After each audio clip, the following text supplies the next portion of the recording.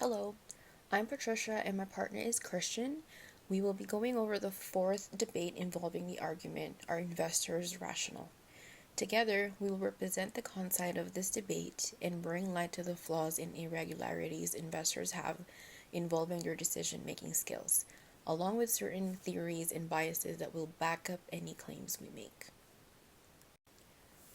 There are many factors that pertain to an investor's decision-making, some noticeable while others more subtle. These factors can determine how some investors behave under certain circumstances, both good or bad. Such factors include herd behavior, disposition effect, investors' overconfidence, and the many more you see on the screen. Christian and I will explore in more detail why these factors suggest that irrationality in investors are intertwined, and that these irrational decisions harm the market in the long run. Key points. So starting the discussion off is a concept called herd behavior. Herding occurs when group actions provide more useful information in comparison to our own knowledge. Herding behavior involves the idea that investors tend to imitate the actions of others, or the movements of the market instead of following their own intuitions or beliefs. It displays a lack of reliability within a certain portion of investors, as they only follow what other investors see worthwhile. This results in the market becoming unstable and less efficient, as the market prices fail to reflect the accuracy of any information given. By this, we mean that an investor can interpret or evaluate relevant information correctly and have the potential to capitalize on this information.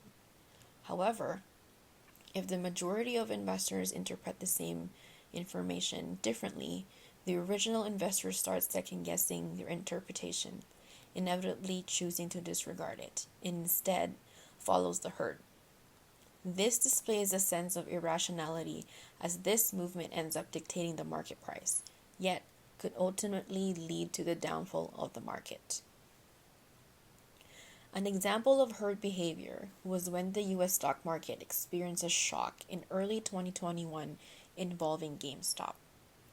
This brief event was instituted by a group of investors who were all part of a subforum on Reddit. A significant number of members from the group, Wall Street Bets, noticed Wall Street shorting GameStop's stock and devised a plan to buy and hold GameStop stocks as a way to increase the stock price. They promoted the stock in the Reddit forum, and it did not take long for things to get going. As prices skyrocketed, it caused hedge funds to suffer huge losses on stock they borrowed. GameStop's price doubled in a span of 3 weeks. At one point, GameStop became the most traded stock on the S&P 500.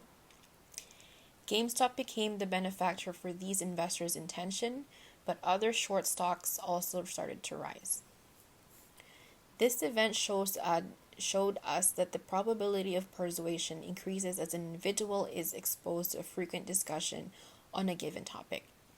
Members of Wall Street Bets bought or sold stock based on other users also purchasing or selling, not because of a significant pattern or any big current event.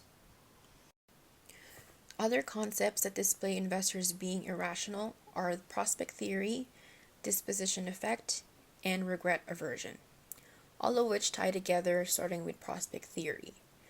This concept suggests that when making decisions involving risk, investors are more likely to make irrational decisions.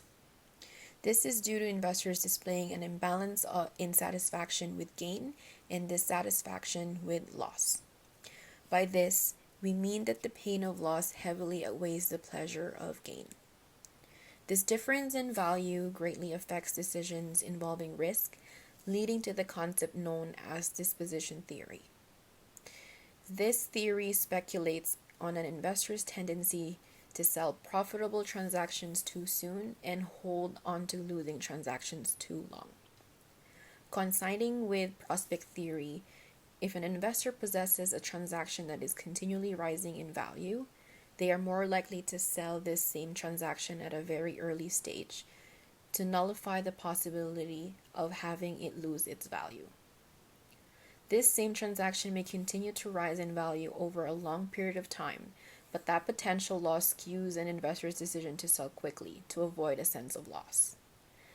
At the same time, if an investor possesses a transaction that is steady but maintains no real value in the long run, they are more likely to continue holding onto it as the sense of loss is less present.